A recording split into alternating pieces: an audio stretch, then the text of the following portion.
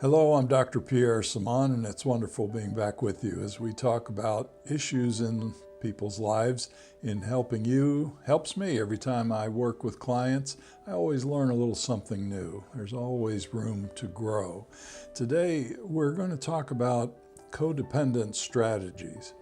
Now, this is sort of linking in with our previous discussion about sexual addictions.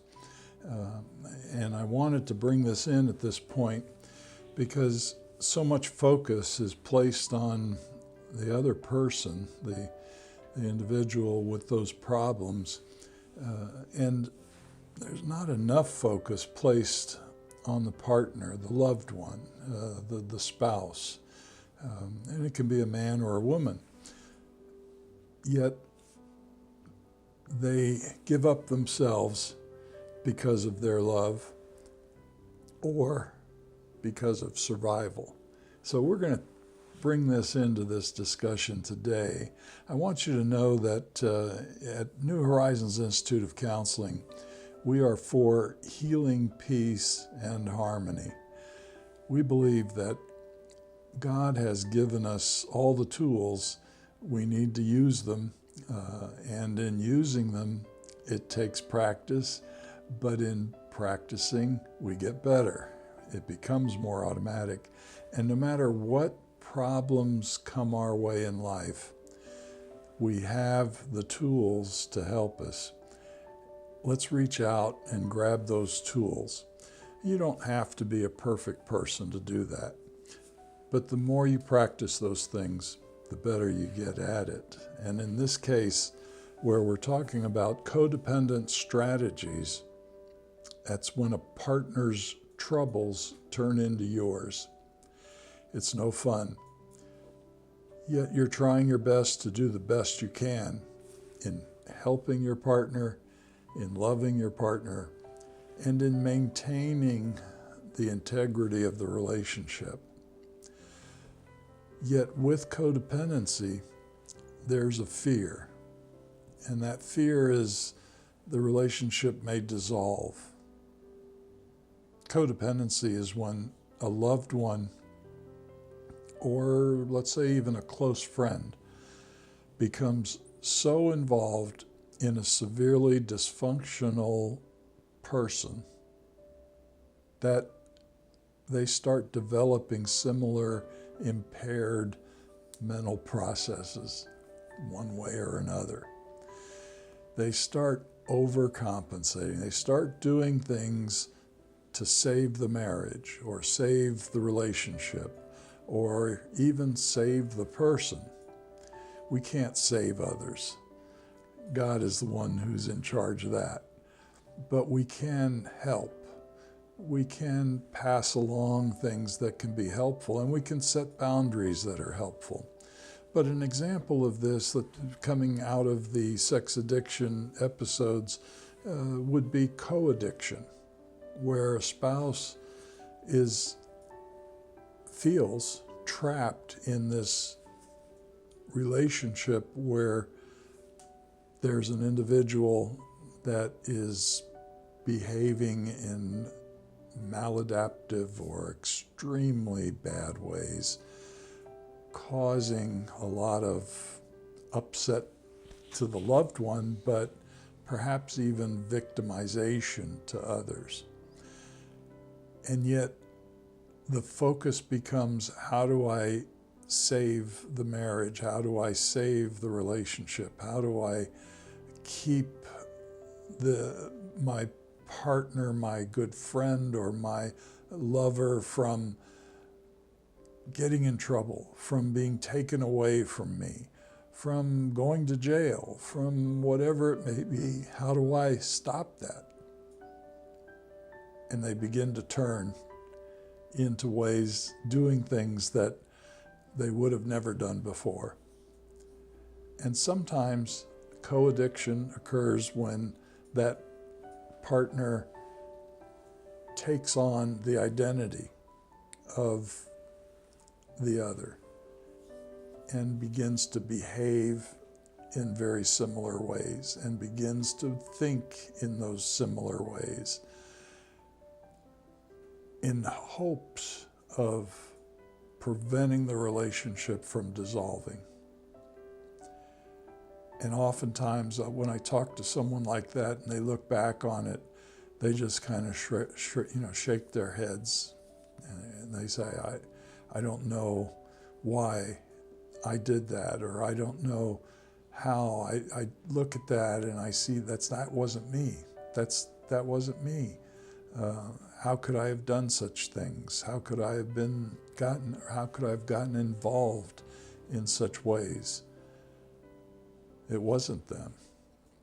It was almost like being hypnotized over time or seduced into it over time without realizing it. And we don't want to be that way. We don't want to get in trouble because we have a partner that is out of control and then they cause us to follow along with them. I've seen partners who, and usually it's the female that has been trapped in a unhealthy relationship, and I've seen them where they've gone to jail because they did what they were told. They drove the car, the getaway car, or they supplied the drugs, or they muled the drugs. They took them from one place to another because they were told to, and it would help their partner out in some way, and then they get in trouble. That's codependency when it gets to that point. Well, the dynamics of codependency are many, but just a few that we're going to be talking about, and then leading into the strategies of it, which are many as well. A codependent loved one has a greater tendency to get involved in relationships with those who are unreliable, emotionally unavailable, and sometimes needy, because the codependent wants someone to love them as much as they love the other. And to do that, sometimes they find someone who is emotionally needy or inadequate in some way. Maybe they have a handicap, a severe handicap, or maybe they are a drug addict or an alcoholic, and they think, he needs me, and I can turn him around, I can fix him. All he needs is love, and I have so much love to give, I can fix him. It replaces usually the dad from childhood, or maybe the mom, where they didn't get the nurturing, where that child didn't receive love and nurturing and unconditional positive regard, that unconditional love that God gives us. They didn't receive it. And so they look for it out there. They go looking for that person or persons or group or even job that's going to meet those nurturing needs. And as they go looking, they find individuals that they say, oh, he needs me, or they need me. And they fall into a trap where they become abused, taken advantage of, used. They feel unappreciated, unloved, unwanted, and next thing you know, there's conflict going on, which we'll speak of in a moment. So when nurturing is absent, the codependent becomes trapped. And that trapped sense is deep feelings of grief. They've become trapped in a cycle, a dysfunctional cycle of grief. Over and over again, the grief is repeated. And it's no wonder that they seem so unhappy. You can see it in their faces. I go to some churches. I can see that in some of in the faces because there might be a dysfunctional pastor, a dysfunctional board of directors, and they're passing that along, and those people are kind of trapped. Now, it's not all churches. It's just a few out there that might be like that. Cult groups are often that way. And it doesn't have to be that way, but that's codependency, because if they're staying in that church, they're thinking these same thought dynamics that are occurring within a marital relationship where there might be a drug addict or an alcoholic husband, and the wife is trying to fix him. The wife is trying to save the marriage. The wife is trying to make him better. The wife is trying to do whatever, and we'll talk about that. The dysfunctional partner of codependent relationships replaces normal relationship with abnormal ones. But also their partner, the addicted partner, we'll call them addicted, it could be other things. The drug addict, the alcoholic, the sex addict, they end up forming or escaping, in order to feel better, those love objects that are important to them, that make them feel better. In the escaping, they're avoiding the responsibility, the need, the struggle to get well and to build a relationship with the other. The loved one feels the loss, but first goes into denial. It's like the elephant in the room.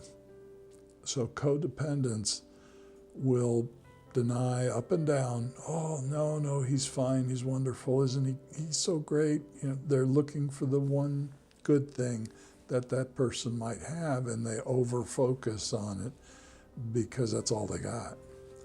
And if anybody says anything about that person, whoa, watch out. You know, they're going to protect them. So as an example, domestic abuse, the police are called, they go to the house, the wife called the police because she was afraid, she was being hit, she was feared for her life, and they want to arrest the husband, and they start putting him in handcuffs, and she jumps up and yells, no, don't take him away, don't do this, don't do that, and she jumps in, and the next thing you know, she's arrested for attacking the policeman. We look at that and we shake our heads. Whoa, wait a minute, she was being beaten. She was being hurt. What is she doing? What's wrong there?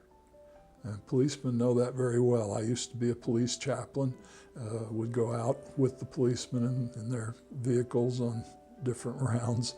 I learned a lot, and I was able to help a lot as well in being that chaplain and there in helping various situations. But you know, it's sad when you see that, because that codependent individual doesn't realize they're hurting themselves, but they're also hurting the person that they love, the person with the weakness, with the addiction, with the problem, with the anger management issues, because they're never going to hit the bottom. They're never going to come out of that if the codependent keeps enabling and rescuing that individual in order to save the marriage or protect or whatever it may be for. When fear of the loss of the relationship grows, becomes threatening enough, then the codependent takes action. And that's when they begin to enforce, in their ways of enforcing, things they feel need to be done in order to protect. Anger and despair creates increased relational tensions. That's generally when that anger or angst wells up, that they feel they have to change that person now. Everything else isn't working, they have to make it happen.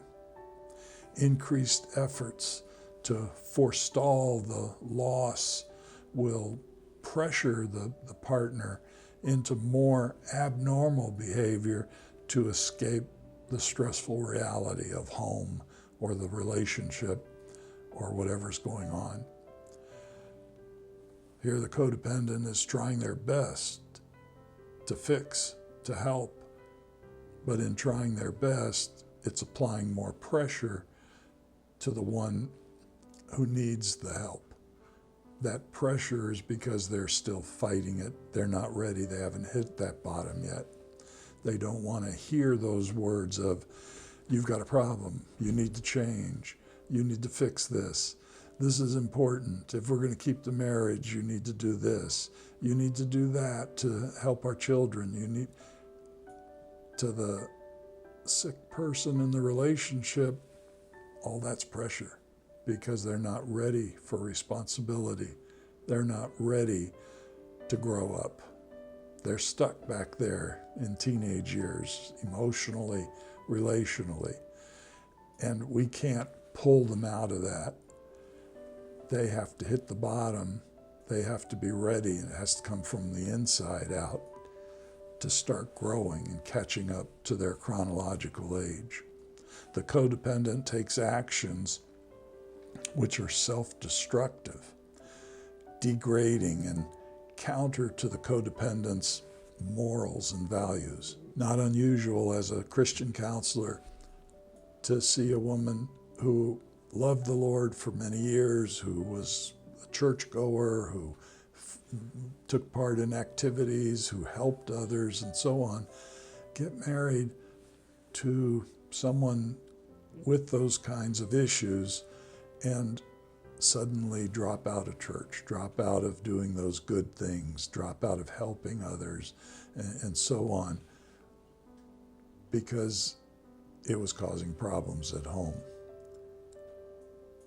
Their morals, their values changed in order to protect the marriage or the relationship or help or fix the husband. The codependent is now part of the problem. They weren't part of the problem before. Now they're part of the problem when they reach this point.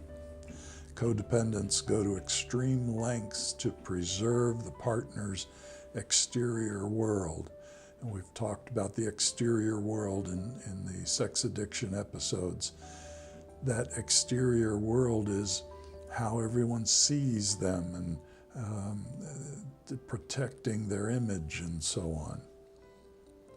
By the codependent's own actions, they enter into what you might say insanity.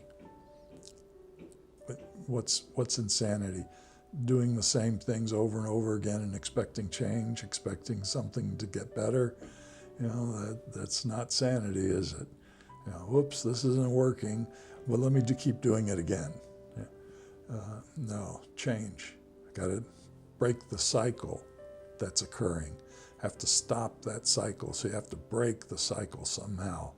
And change, whatever good changes can be made, helps break the cycles. And that creates insanity within the interior world of the codependent. Now there's more inner conflict going on because they know right and wrong, and they have these desires, these wants.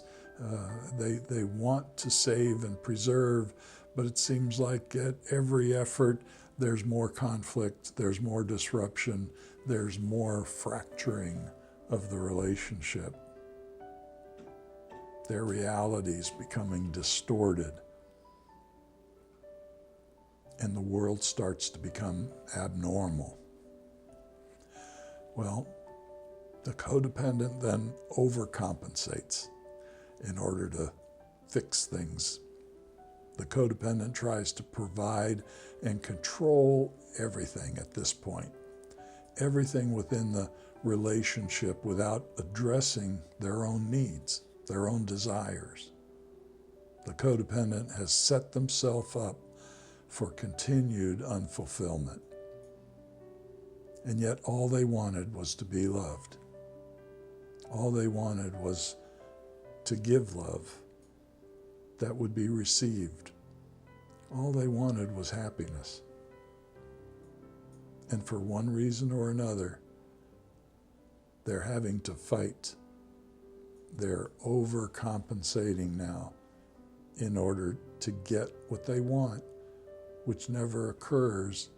And in the overcompensating, they defer. They give away of themselves, their identity, their needs. The codependent must compensate when feeling out of control and inadequate. Overcompensating comes in the form of proving oneself over and over again. No matter how hard I try, I have to try harder to show I'm lovable, to show I'm worthy, to show you should want me, you should accept me. I have purpose in your life. And they keep trying to prove themselves over and over again. Proving oneself can take on good or bad behaviors, especially when the frustrations occur. Well, gosh, excelling at home or at work, that's proving oneself over and over again. If you have a bad boss at work, doesn't matter how good you are or how much you prove yourself, he's going to give you a hard time. He's going to reject you. He's going to make you feel like you're nothing, you're a drag on the company, because that's how he motivates. That's the only way he knows to motivate. And certainly bosses like that, their businesses don't thrive. But that's the only way they know. And they're stuck in that cycle. And so they got employees that are always quitting, or they get those employees that are codependent, become codependent on the boss, on the job. And there's an illusion that this is a wonderful place to work. Or there's an illusion that this is a wonderful church to be in, when it's among those very few out there that have those dysfunctional pastors or dysfunctional church boards. What happens to the bad behavior then? Well, if I keep trying to prove myself to get approval and that's not working, well, the codependent may have an affair to prove desirability and provoke jealousy and change. So off they go. One affair, another affair, but they keep coming back because they're codependent. It's not to get out. It's to fix. It's to change. Because they believe the illusion at this point, they're in a denial that it will be better. And the fantasy of the perfect relationship plays out in their minds of how they want it to be over and over again. Well, strategies of the codependent are many. Here's just a few. Deferring her own intentions or manipulating to fix. Looking the other way to ignore hurtful behavior. Oh, that's nothing. Well, that didn't hurt. Oh, he was just upset. Sweeping bad behavior under the rug. Drives the children crazy. I hear from the children, the teenagers, and the adults, and looking back on coming out of a home where there was a severely codependent mom with a very dysfunctional dad. And they'll shake their heads, the teenagers or the adults looking back on it and say, I just could never figure out why she stood up for him, why she always agreed with him, why this or why that, making them feel like they were going crazy, which the codependent feels the same. They feel they're going crazy. Wearing masks of happiness to hide the pain. They've got that front, smile on their face, but on the inside, they're dying. And that's truth. They are dying on the inside. That stress over time is killing them on the inside. That stress is sending those stress hormones into the body on a daily basis, on a hourly and moment by moment basis when the husband is home, or whoever they're codependent on, or going to work in that workplace with the abusive boss. They're dying on the inside, and they don't see it. And then before you know it, they start getting sick over and over again. More doctor visits, more medicine. One problem leads to another problem, and so on. And then that justifies the abusive partner. Look, you're sick all the time. There's something wrong with you. I'm not the problem. Well, that must be true.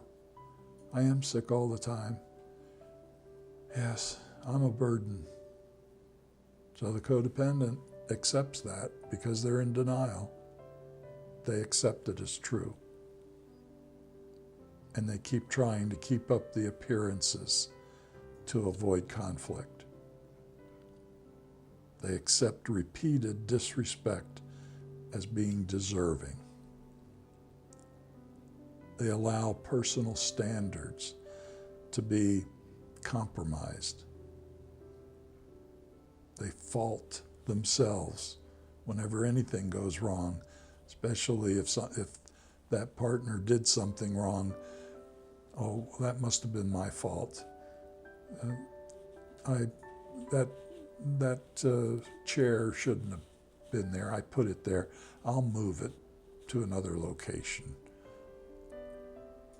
Because that's what they're told all the time. It's your fault. Because the abuser, the addict, the drug addict, the alcoholic, the sex addict, the gambler, and so on, they're always blaming. It's always somebody else's fault. Because remember, they can't take responsibility. They're living a life of feeling good. They're satisfying their emotions because they're out of control. They have no self-control. The only control that they exert, that they feel confident in, is the control over the stimulation that they get from drugs, alcohol, etc., and power. So they exert that power, especially onto the codependent. So the codependent believes, oh, well, I had no choice at the time. There were no available options to me. Well, what could I do back then? I would be living on the streets with the children. So I had no choice but to take the hitting, the kicking, the screaming. Those are the excuses. That's never true. I don't care how far back. There's always helpers out there. There's always a way to get that help. But the path of least resistance is stay. Keep taking it. Try harder. Do better. It'll get better. It doesn't work that way when you're dealing with someone who is severely abusive or an addict or whatever they may be. Keeping the codependent's eyes on that one good day out of 7 is probably the most popular strategy I hear over and over again. Well, this one little place right here in their heart, it's a good place. I see that, and he's a good person. Well, every Sunday, if I stay home and I don't go to church, He's been drinking all night, and he's just so happy that I stayed home and took care of him because he felt so bad the next day. And he's so nice to me on that day. I start looking forward to that day over and over. Well, maybe he's going to be nice, good. Maybe he's going to be helpful. Maybe he's going to take the kids to go to the park. No, it doesn't work like that. It's a fantasy at that point. And it's a harmful fantasy because you're believing the lie to be true and the truth to be a lie. There is empowering truths in helping codependents and helping everyone. And when we, in Christian counseling, help in various ways in dealing with crisis and so on, we bring up these truths to help remind everyone that help is available, and there are strategies in helping or empowering you to get better faster. It's disputing the lies using truths that are biblically sound, those truths that we believe come from God, which we believe all truths come from God.